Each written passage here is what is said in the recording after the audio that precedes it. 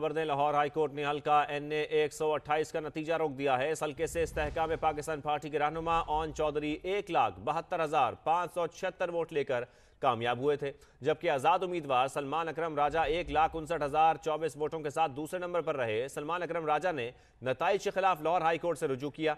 अदालत कमीशन को ओन चौधरी की कामयाबी का नोटिफिकेशन जारी करने और फॉर्म 47 पर अमल दरामद से रोकते हुए फरीकैन से 12 फरवरी को जवाब तलब कर लिया है। सियालकोट के बारे में आपको बताते हैं। NA 71 सियालकोट 2 से मुस्लिम लीग नून के मरकजी रहनुमा ख्वाजा आसिफ ने उस्मान डार की वालिदा रेहाना डार को शिकस्त दे दी, लेकिन यह मुकाबला कांटे का रहा। वोटिंग के दौरान पलड़ा कभी इस जानिब तो कभी उस जानिब डोलता रहा। कौमी असम्बली के हल्का 71 सियालकोट 2 में हुआ घुमसान का रन। वोटों की गिनती के दौरान कभी रेहाना डार तो कभी ख्वाजा आसिफ आगे। एक मौके पर रेहाना डार ने 50,000 की बरतरी से जीत का दावा किया। मैं इंशाअल्लाह ताला 50,000 दी लीड दे उत्ते इलेक्शन नू जीते और मेरी जीत हो गई है। लेकिन जब तमाम बैलेट बॉक्स खुले तो ख्वाजा आसिफ का पलड़ा भारी रहा। ख्वाजा आसिफ साहब ने अपनी सीट निकाल ली है। 1,18,566 वोटों के साथ ये नतीजा आखिरकार आ गया है। रेहाना डार ने इंतखाबी नताइज को मुस्तरद करते हुए अदालत जाने का ऐलान कर दिया। तू देख, हाई कोर्ट सुप्रीम कोर्ट हर था मैं अपने असर सबूत लेके पेश होवांगी। गैर हतमी गैर सरकारी नताइज के मुताबिक NA 71 सियालकोट 2 से नून लीग के ख्वाजा आसिफ 1,18,566 वोट लेकर कामयाब करार पाए, जबकि आजाद उम्मीदवार रेहाना डार 1,02,72 वोट लेकर दूसरे नंबर पर रहीं। आम इंतखाबात का मेला, सिंध में तीरों की बरसात। पीपल्स पार्टी सादा अक्सरियत लेने में कामयाब, जियाले 77 सीटों के साथ नुमाया रहे। सिंध से कौमी असम्बली के हलकों में भी जियालों ने मुखालिफिन को बड़े मार्जिन से शिकस्त दी। 8 फरवरी को तीरों की बारिश हो। इंतखाबी मार्का सिंध में तीर चल गया।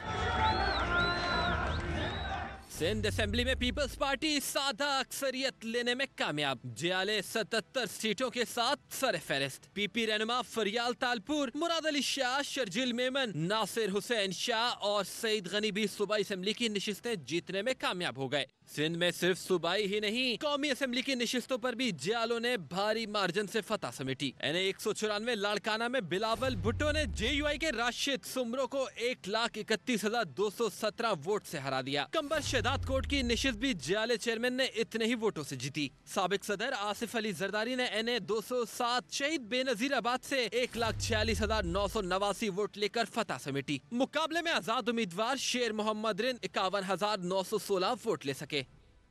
खैबर पख्तूनख्वा में आजाद उम्मीदवारों का पलड़ा भारी है। 84 सीटों के साथ पहले नंबर पर JUI फेज 7 और मुस्लिम लीग नून के 5 उम्मीदवार कामयाब हुए। 3 नशिस्तों पर जमात इस्लामी और 2 पर पाकिस्तान पीपल्स पार्टी के उम्मीदवारों ने मैदान मारा, जबकि एक नशिस्त ANP के हिस्से में आई। बलोचिस्तान असेंबली की बात करें तो यहाँ JUI फे 12 नशिस्तों के साथ सर फहरिस्त है। मुस्लिम लीग नून 8, पीपल्स पार्टी 9, बलोचिस्तान अवामी पार्टी 4 और ANP के हिस्से में 2 नशिस्तें आईं। 4 सीटों पर आजाद उम्मीदवार फतयाब हुए। जमात इस्लामी 1, नेशनल पार्टी 2, हज़ारा डेमोक्रेटिक पार्टी और BNPA के हिस्से में एक नशिस्त आई। 28 घंटों से भी ज्यादा का वक्त गुजर चुका, कराची का मुकम्मल नतीजा ना आ सका। अब तक के नताइज के मुताबिक MQM ने कराची का मैदान मार लिया है। कौमी असम्बली की 12 नशिस्तों के साथ सबसे आगे है। पीपल्स पार्टी 6 सीटों के साथ दूसरे नंबर पर है। 4 कौमी जबकि 6 सूबाई असम्बली के नताइज आना अभी बाकी हैं। मजीद बताएंगे समा के नुमाइंदे खिजर आजम। जी खिजर। जी बिल्कुल, इस वक्त मैं सूबाई इलेक्शन कमीशन के ऑफिस में मौजूद हूँ और नताइज आने का सिलसिला जारी है। सरकारी नताइज के मुताबिक अब तक कौमी असम्बली की जो कि 22 नशिस्तें हैं कराची में, उसमें 18 जो नशिस्तें हैं उसका नतीजा आ चुका है और इन नताइज के मुताबिक MQM पाकिस्तान ने कम बैक किया है और 12 सीटों पर इस वक्त MQM पाकिस्तान कराची की सतह पर सबसे आगे है, जबकि पाकिस्तान पीपल्स पार्टी ने भी कराची की तारीख में सबसे ज़्यादा नशिस्तें ली हैं और 6 कौमी असम्बली की नशिस्तें अपने नाम कर ली हैं। इसके साथ साथ अगर मैं सूबाई असम्बली की नशिस्तों की बात करूँ तो मजमूई तौर पर 47 सूबाई असम्बलियों के इस वक्त नताइज आने हैं, जिसमें से 40 से 41 नशिस्तों के नताइज इस वक्त आ चुके हैं, जिसमें 20 नशिस्तों पर MQM पाकिस्तान और 10 नशिस्तों पर आज़ाद उम्मीदवार, जबकि 9 नशिस्तों पर पाकिस्तान पीपल्स पार्टी और जमात इस्लामी 2 नशिस्तों पर मौजूद है। इस वक्त नताइज आने का सिलसिला जारी है। गुज़िश्ता रोज़ होने वाले इंतखाबात के बाद से लेकर अब तक नताइज आ रहे हैं और जो मुखालिफ सियासी जमातें हैं वो इन नताइज पर अदम एतमाद कर रही हैं और नताइज मानने से इनकार कर रही हैं। खज़र आज़म, आपका शुक्रिया। हैदराबाद में इंतखाबी नताइज में ताख़ीर पर उम्मीदवार बिफर गए। PTI और MQM के कारकुन DRO ऑफिस के बाहर लड़ पड़े।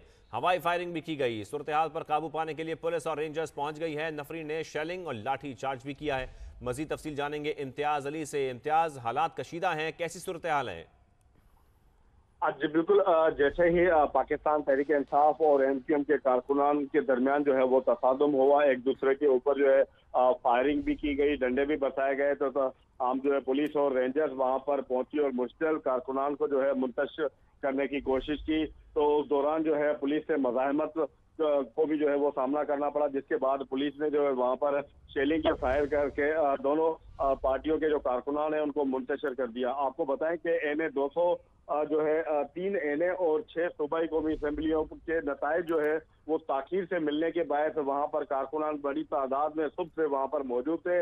आज दोपहर के टाइम पे भी जो है पाकिस्तान तहरीक इंसाफ और MQM पाकिस्तान के कारकुनान आपस में जो है वो लड़ पड़े थे, जिसके बायस जो है सुबह के औकात में भी यही सूरत हुई थी और पुलिस ने मामले को कंट्रोल कर लिया था। ताहम इस वक्त भी जो है DRO ऑफिस के बाहर कारकुनान दोनों पार्टियों के जमो है।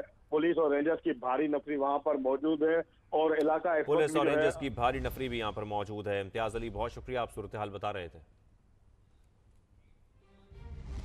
निगरां वज़रा ने प्रेस कॉन्फ्रेंस की। निगरां वज़ीर दाखिला गौहर एजाज ने कहा 7 फरवरी को दहशतगर्दी के 2 बड़े वाक़यात हुए। दोनों वाक़यात में मोबाइल फोन डेटोनेटर्स का इस्तेमाल किया गया।